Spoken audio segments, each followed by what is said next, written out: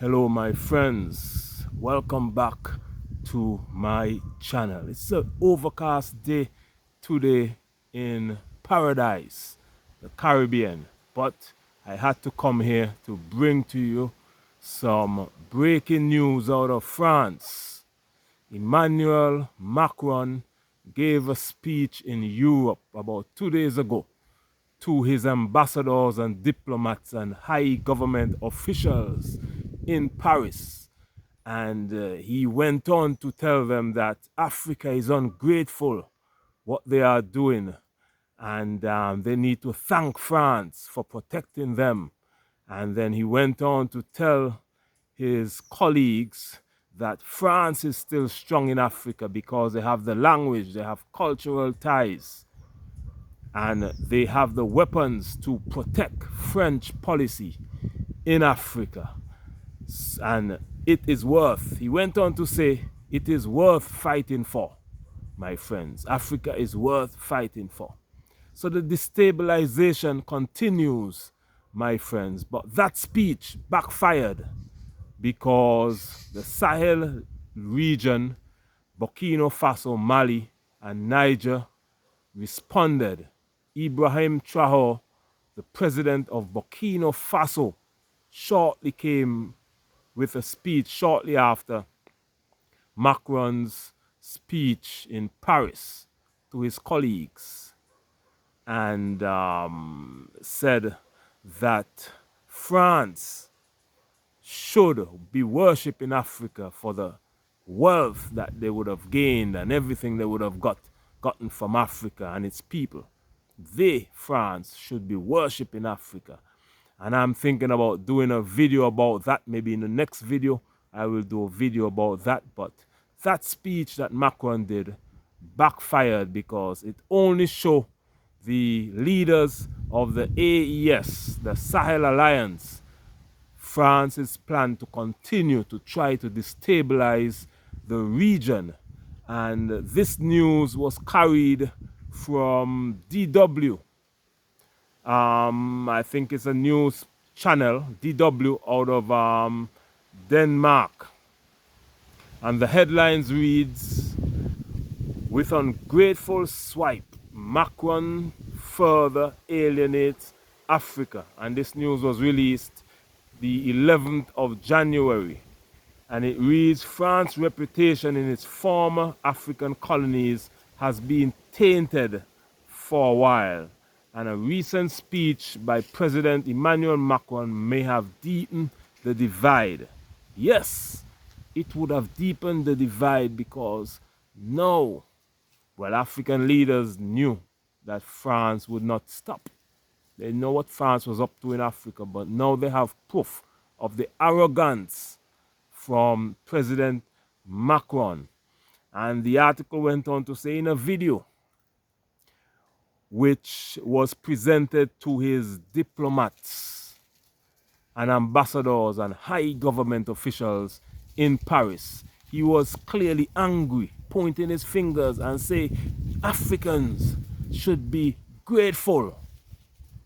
They should thank France. But he's not getting any thanks, but hopefully that thanks will come soon. And this is what Macron said, and I quote, I think they forgot to say thank you. That's what Macron said. He adds more directly, I say this for all the African governments who've not had the courage in the face of public opinion to bear it, and that none of them would be a sovereign country today if the French army had not been deployed in this region. Macron said this, waving his finger and eyebrows in an angry tone to his diplomats in Paris. And let's examine that for a little while. If it wasn't, he said, if it wasn't for French army in Africa, Africa would not see sovereignty. Yeah. Well, obviously, that is a lie, because if it wasn't for the French army, Africa would have been freed a long time ago. It was the French army who stayed in Africa and with a main mission of protecting French policy and destabilizing Africa for the benefit of France. Because when the French army destabilize Africa, they can come in and say, oh, we're here to protect you. We will protect you. That is what we're here for.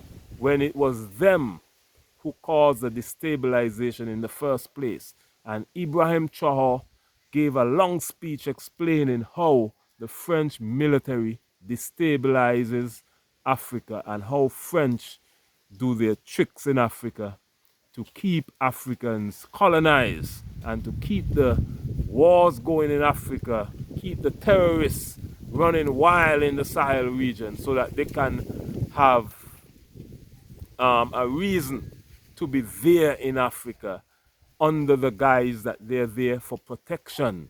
They're there to protect Africa and to help Africa and to feed the poor and all of that nonsense. When in truth and in fact, they are only there to protect French policy and to continue neocolonialism in Africa. That is their main mission, and to ensure that Africa would never be free. That is the main reason why the French army is there. But the article went on to say, this scene, when Macron gave his long speech to the French ambassadors to tell them, do not you lose hope. We will continue our policy in Africa. And then he went on to say, yes, we have the weapons to continue in Africa. And Africa is worth fighting for. Of course, without Africa, France would be a third world country. It has been documented in reports that France would be a third world country if it wasn't for the wealth that they stole from Africa and the continued resources they continue to plunder out of the soil of Africa and the continued poverty they continue to leave in Africa to keep the people poor so that they can come in and say, we are coming to feed the children, we are coming to donate money, we are coming to do this, we are coming to do that. So that is the French policy in Africa. The army, the leader of Burkina Faso, Ibrahim Traore, went on to say that the French army trains, what they do, they train the African army to be useless. They don't train them to fight any wars. They just train them to be like standing guards, not to fight. They don't train them on the weapons. They don't train them how to protect their country. None of that. But they're there as military advisors to say they're there to train the armies to protect themselves. When in fact, they are weakening the armies in the Sahel region, my friends. But this article says this scene has been generating tense reaction. The scene of French president shouting and pointing his fingers to say Africa is ungrateful and they should be thankful for French. It has been generating tense reaction since Monday. It is a passage from Macron's speech held at the annual meeting of French ambassadors who left their posts around the world to gather at the palace in Paris. Journalists who were also invited, so Macron must have known that his word would reach a wider audience. He invited journalists so the African leaders can hear him, and all the French people around the world could hear him, because he's saying they're losing hope, that France is losing grounds in Africa, and he's here to tell them, no, France is strong still. So he wanted to get his media out to the world. Nina Willen, analysis at Belgian Egmont Royal Institute for International Relations, told DW, that's a news website, that the remarks were likely a strategic error, my friends. This is what Willen said. And we know that during visits to Africa, he has also given comments that have not been appreciated by African leaders, sometimes joking when it wasn't really appropriate to do so. During the first presidential trip to Africa in 2017, Macron caused upset during a casual session with students in Burkina Faso, accompanied by then President Roch-Marc Kabore. That was a puppet French president that France had there in Burkina Faso before he was overthrown by Ibrahim Traoré. He told them it was Kabore's job and not France to fix the electricity system, since France was no longer a colonial power.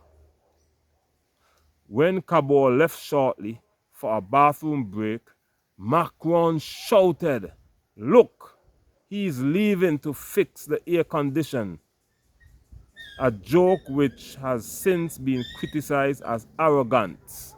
Well, the place they were staying at didn't have air conditioning because at that time in 2017, Macron had the puppet president there that he was mocking there in France, that he didn't have any money, didn't have any capacity to do anything.